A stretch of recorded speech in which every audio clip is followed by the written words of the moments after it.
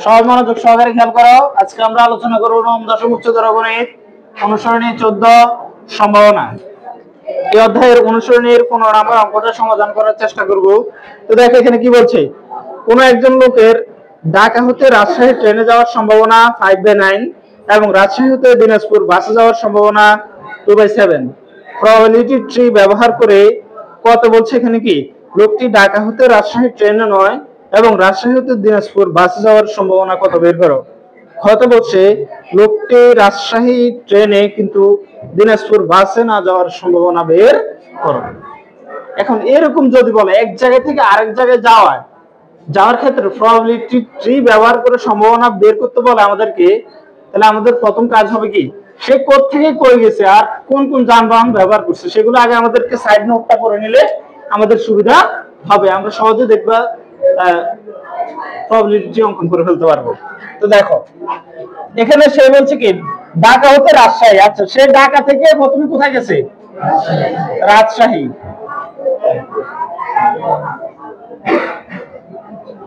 ঢাকা থেকে রাজশাহী গেছে, আমাদেরকে আগে সে ঢাকা থেকে রাজশাহী গেছে, আবার রাজশাহী থেকে কোথায়, দিনাজপুর। মূলত সে ঢাকা থেকে দিনাজপুর যাবে, কোথায় যাবে, এবার আমরা লিখি রাজশাহী থেকে কোথায় গেছে, দিনাজপুর। এটা লিখে বললে আমাদের সুবিধা হবে। দেখো সাইড নোট করবা সবসময়, তাহলে একদম সহজে অঙ্কন করতে পারবা।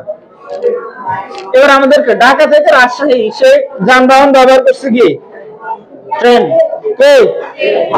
প্রশ্নটা যদি লেখা আছে রাজশাহী ঢাকা থেকে রাজশাহী ট্রেনে যাওয়ার সম্ভাবনা, তার মানে সে ট্রেনে গেছে কিসে, যানবাহন কিন্তু একটা, যানবাহন কয়টা, মনে রাখবে প্রত্যেকটা যানবাহনের জন্য দুইটা দাগ বের করতে হবে কি, একবার মনে করো ট্রেনে আর একটা হবে ট্রেনে নয়, যদি বাসে যায় একটা হবে বাসে আর একটা কি নয়, এরকম প্রত্যেকটা যানবাহনের জন্য কয়টা দাগ বের করতে হবে, দুইটা দাগ। এরপরে কি রাজশাহী থেকে দিনাজপুর কিসে গেছে, রাজশাহী থেকে দিনাজপুর বাসে যাওয়ার সম্ভাবনা কিসে গেছে, তাহলে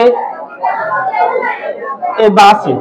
এখন গেছে না গেছে এটা কি আমাদের বলছে, সম্ভাবনা বলছে, হয় সে যাইতেও পারে নাও যেতে, বা সে অন্য কোনো গাড়িও বাছাই করতে পারে। এবার আমাদের দেখো তার মানে সে কোথায় থেকে শুরু করছে, ঢাকা থেকে, তাহলে আমরা লিখবো কি, এই যে ঢাকা থেকে সে কিসে গেছে বলতো, ট্রেনে। একটা যানবাহনের কথা বলছেন এখানে, তাহলে একটা যানবাহনের জন্য আমরা কয়টা দাগ বের করবো বলতো, দুইটা। এই যে একটা হবে কি ট্রেনে, একটা হবে কি, আরেকটা হবে ট্রেনে নয়, কি নয়, ট্রেনে। তো ঢাকা থেকে ট্রেনে কোথায় গেছে সে, তাহলে আমরা এখানে লিখবো কি রাজশাহী। আমরা রাজ দিয়ে বুঝালাম, সমস্যা আছে, রাজ মানে রাজশাহী, তার মানে এটা হচ্ছে রাজশাহী যাওয়ার প্রবাবিলিটি ট্রি। আচ্ছা, এবার আসো পরের ধাপে। এবার সে রাজশাহী থেকে কোথায় গেছে, কিসে করে, তাহলে প্রত্যেকটা যানবাহনের জন্য কয়টা দাগ বলছি, তার মানে এখান থেকে আবার কয়টা দাগ, দুইটা দাগ বের করতে হবে। কিসে গেছে, বাসে। আবার কিসে নয়, বাসে। কোথায় গেছে, দিনাজপুরকে দিদারে বস, কোনো সমস্যা আছে। আচ্ছা, এরপরে কি আবার এই একই বাসে, কি বাসে নয়, কোথায় গেছে, দিনাজপুর। কোথায় গেছে, ওকে। এটা হচ্ছে আমাদের কি, এখন আমাদের প্রবাবিলিটি কিন্তু সম্পূর্ণ হলো। এবার আমরা মানের মাধ্যমে কি করতে হবে, এটাকে প্রকাশ করতে। এবার তোমরা প্রশ্নের মধ্যে দেখো ঢাকা থেকে ট্রেনে রাজশাহী যাওয়ার সম্ভাবনা দেওয়া আছে, কিন্তু দেখো ঢাকা হতে রাজশাহী ট্রেনে যাওয়ার সম্ভাবনা 5/9, কত, তার মানে এটা ইকুয়াল কি লিখতে হবে এখানে 5/, সম্পূর্ণ প্রবাবিলিটি এখন হবে। এবার ট্রেনে নয়, এটা কি হবে, এটা ট্রেনে 9টা বাইর করতে হলে নিচে 9 না, এটা যেভাবে আছে সে হবে, এটা লিখবা। এবার 9 থেকে 5 গেলে কত, এটা উপরে বসে দেয়, এটা হচ্ছে ট্রেনে না যাওয়ার সম্ভাবনা।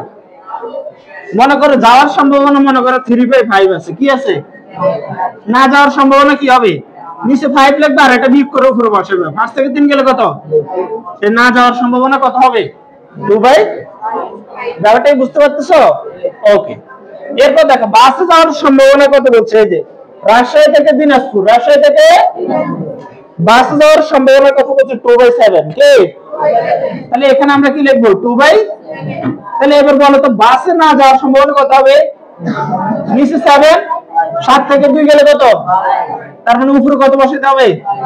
বাসে যাওয়ার সম্ভাবনা এটা দেওয়া আছে 2/7, আর বাসে নয় এটা কি 5/7। ক্লিয়ার এটুকু? ওকে, এবার আমরা সম্ভাবনা বের করে ফেলবো অঙ্কগুলো। এটা হচ্ছে কি, এই যে ঢাকা থেকে ট্রেনে রাজশাহী, রাজশাহী থেকে বাসে দিনাজপুর যাওয়ার প্রবাবিলিটি 3। এবার আমাদেরকে যে সম্ভাবনার কথা বলছে সেটা বের করতে হবে। দেখো কত বলছে কি, লোকটি ঢাকা হতে রাজশাহী ট্রেনে নয়, কিছু নয়, এটাই লিখবো আমরা, লোকটি ঢাকা হতে রাজশাহী ট্রেনে নয়, ট্রেনে, এরপর কি বলছে আবার, এবং রাজশাহী হতে দিনাজপুর, এবং রাজশাহী হতে দিনাজপুর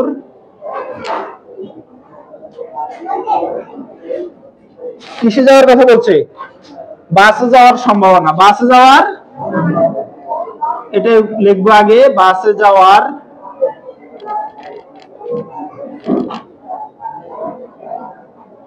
এই। এবার এটা কিভাবে আমরা সম্ভাবনাটা বের করব? এখানে দুইটা পার্ট আছে। কয়টা পার্ট? এটা দেখো তো, এই যে লোকটি ঢাকা হতে রাজশাহী ট্রেনে নয়, ঢাকা হতে রাজশাহী কিছু নয়। মনে করো তুমি যদি ট্রেনে যাও, তুমি কি ট্রেনে না যেয়ে থাকতে পারবা? বা তুমি এই যে যাত্রা পথে সে কি করছে, এখানে গাড়ি চেঞ্জ করছে, গাড়ি, এরকম, এগুলোকে বলা হয় বিচ্ছিন্ন ঘটনা। কি ঘটনা?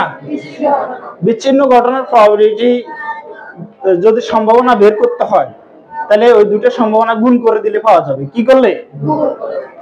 এখন দেখো, ঢাকা হতে রাজশাহী ট্রেনে না যাওয়ার সম্ভাবনা কত পাইছি আমরা? কত? 4/। এবার বলছে, এবার গুণ দিতে হবে। কি দিতে হবে? এক স্থান থেকে আরেক স্থানে যাওয়ার সম্ভাবনার ক্ষেত্রে তো আমরা কি ব্যবহার করতে হবে? গুণ করে সম্ভাবনাটা বের করতে হবে। এই যে এটা হচ্ছে বিচ্ছিন্ন ঘটনার ক্ষেত্রে এই একই কথা।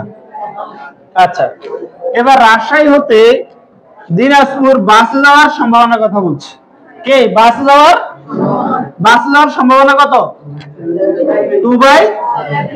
তারপর আমরা কি লিখবো? 2/।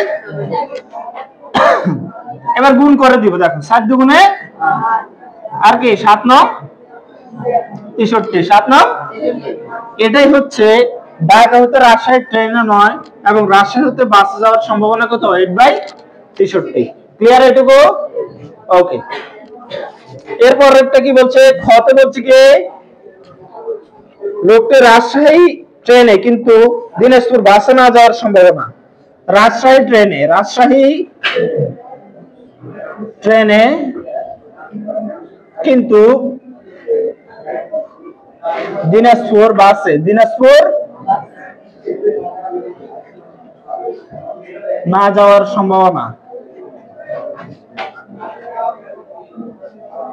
এখানেও দুইটা পার্ট আছে, তাই না? এই যে দেখো, একটা হচ্ছে কি রাজশাহী ট্রেনে, রাজশাহী কিসে? তোমরা এখান থেকে বলো তো, রাজশাহী ট্রেনে যাওয়ার সম্ভাবনা কত? 5/9। তাহলে আমরা কি করব? 5/9 লিখবো নাকি? তারপর কি করতে হবে? গুণ দিতে হবে। কি দিতে হবে?